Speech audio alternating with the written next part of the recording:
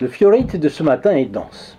Il est court, mais il indique les conditions indispensables pour qu'une recherche d'emploi soit couronnée de succès. Autrement dit, ce sont les conseils du Padre Pio à tous ceux qui sont au chômage et qui voudraient trouver un emploi ou bien une activité pour sa retraite, si on veut.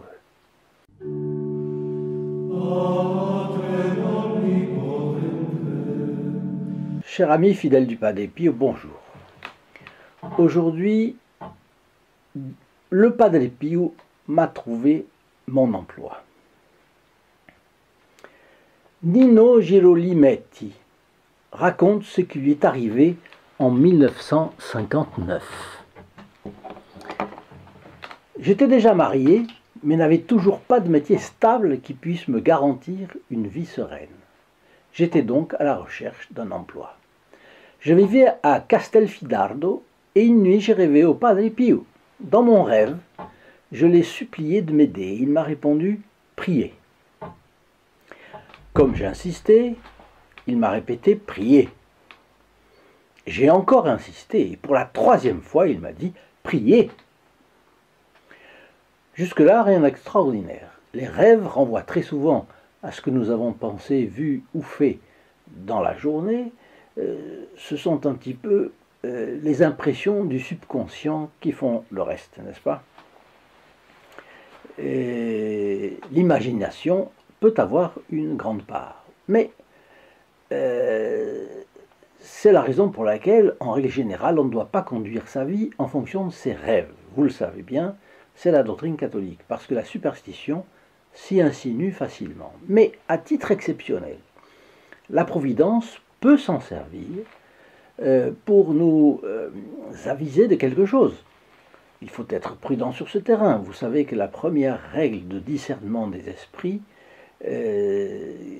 corollaire de la parabole du figuier d'ailleurs, fait analyser le fruit d'une chose. Si les fruits d'un arbre sont bons, c'est que l'arbre est bon, et inversement. Ici, il ne priait manifestement pas ou pas assez, et le fruit de ce rêve est qu'il est poussé à prier. Qu'un rêve vous pousse à prier davantage, c'est dire élevez votre âme vers Dieu. Cela ne peut venir que de Dieu. Donc Nino Girolimetti se le tient pour dit et il témoigne que dès le lendemain, il s'est mis à prier pour de bon. Avant, il priait sans foi, sans confiance, sans conviction, bref, son récit continue. Il est franc. 7 mois après ce petit événement, je n'avais toujours aucun signe de réponse à mes prières. Et donc, qu'est-ce qu'il fait? Il s'impatiente. 7 mois de prière et le Padre Pio est sourd aux prières. Il a quand même eu le temps de les exaucer. S'il n'a pas été exaucé, est-ce que c'est parce que la Providence ne veut pas donner sa grâce? Visiblement, il ne se souvient pas que Sainte Monique a prié Dieu pendant 18 ou 20 ans sans se lasser pour que Saint Augustin revienne à la religion chrétienne qu'il avait abandonnée pour l'arianisme.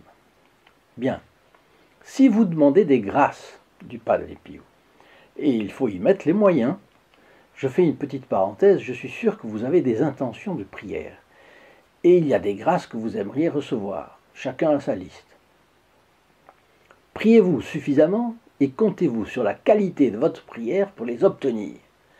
Je sais que c'est une double question piège, donc je vous facilite la réponse. Difficile de répondre. Alors je vous propose un moyen plus fort que celui que vous avez peut-être employé. Notre chaîne fait célébrer chaque vendredi une messe pour ses plus fidèles amis, les protégés du Padre Pio.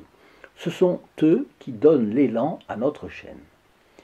Eh bien, une messe a une valeur infinie parce que c'est Jésus-Christ qui s'offre lui-même en victime propitiatoire, c'est-à-dire en réparation des péchés des hommes.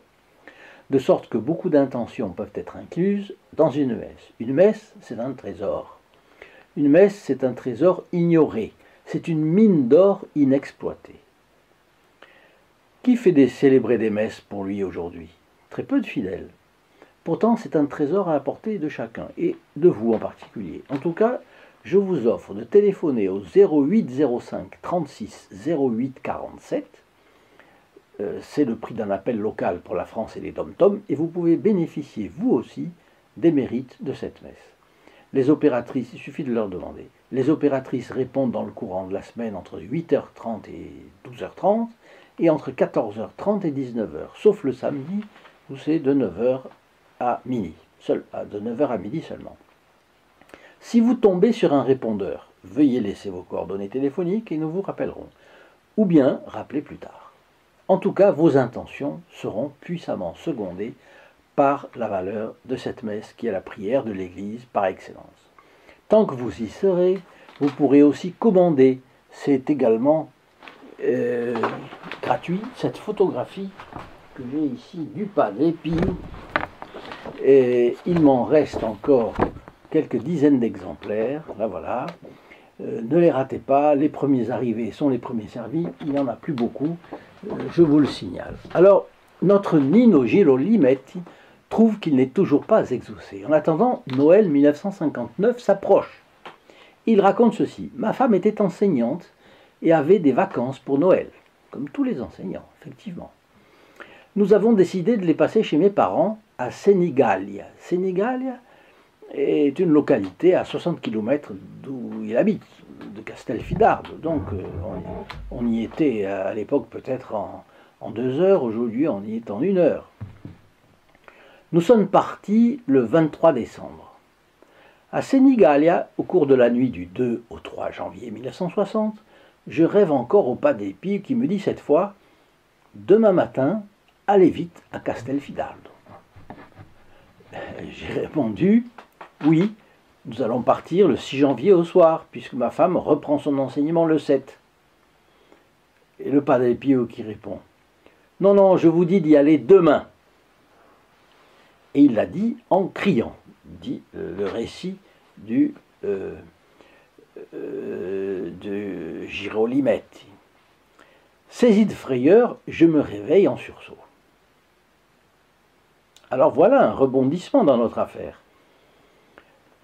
Les problèmes difficiles à résoudre ne doivent jamais être traités à la va-vite, n'est-ce pas? Mais il y a des matières ou des occasions où il faut battre le fer tant qu'il est chaud. Et c'est ce que le Padre Pio exige ici.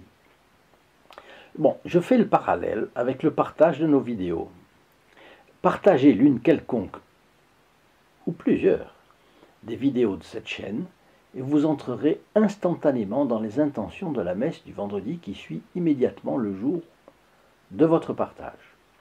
Vous voyez que nous voulons faire connaître le Padre Pio à fond, et cela dépend de la diffusion de la chaîne dans le public. Alors, pour vous remercier de faire vraiment tout votre possible dans cet objectif, je pense qu'on ne pouvait pas faire mieux que de vous faire bénéficier d'une de ces messes. Mais en plus, les personnes qui recevront votre partage seront automatiquement introduites dans les intentions de cette messe, parce que c'est convenu avec le prêtre célébrant. Alors, le récit de Nino Girolimetti continue. J'en parle à ma femme le lendemain matin, et nous décidons de rentrer aussitôt.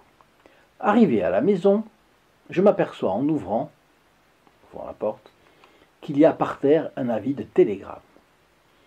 Il est là depuis quelques jours. Oui, donc ce n'est pas une banale histoire de rêve, c'est l'affaire qui arrive à Girolimetti. Je m'empresse d'aller au bureau de poste pour le retirer. Et voilà ce que je lis. Un télégramme. Veuillez passer au bureau de la direction signé Banque X. J'y cours tout de suite et je suis reçu par le directeur qui me dit « Monsieur Girolimetti, vous voilà enfin. Si vous n'étiez pas arrivé aujourd'hui, on ne vous aurait plus embauché. » Voyez, le Padre Pio a laissé attendre un moment, il est intervenu et à un moment donné il dit « Allez, il faut aller ». Et là, il ne faut pas traîner. C'est très curieux cette manière de procéder du Padre Pio. Il ne faut pas donner un délai au Padre Pio. C'est lui qui donne le délai, c'est lui qui est maître du jeu. C'est ça la conclusion de l'affaire. Alors, Girolimetti continue. La société m'a confié les tâches fiscales de l'entreprise. Et c'est finalement le métier que j'ai conservé jusqu'à ma retraite. Alors, ceci est extrait d'un livre, Le Padre San Pio de Pietrelcina, du père Marcelino Iasenzali. C'est le tome 2, et les pages 358-359 que j'ai retrouvées. Et je vous laisse maintenant la prière à Notre-Dame du Travail. Ô Mère aimante, Notre-Dame du Travail, prosterné à vos pieds, je vous implore humblement de regarder avec bienveillance votre serviteur sans emploi. Ma situation est difficile, je ne sais plus vers qui me tourner. Par conséquent, je suis à la recherche d'une lumière. Je sais que je peux la trouver en frappant à la porte de votre cœur. Celui qui se tourne vers vous ne reste pas les mains vides, ni sans protection. Je sais que je trouve la sécurité entre vos mains, sous votre regard tendre et à l'abri de votre manteau protecteur. Acceptez donc ma supplique en m'accordant la grâce d'un emploi. Je vous promets que mon cœur sera toujours ouvert à ceux qui ont besoin de mon aide. Merci ô Mère du divin ouvrier d'entendre ma prière, ainsi soit-il. Et maintenant, donc, je vous laisse avec le Padre Pio et je vous dis à demain. Au revoir. In nome del Padre, del Figliolo e dello Spirito Santo, e così sia. Sia lodato Gesù e Maria, e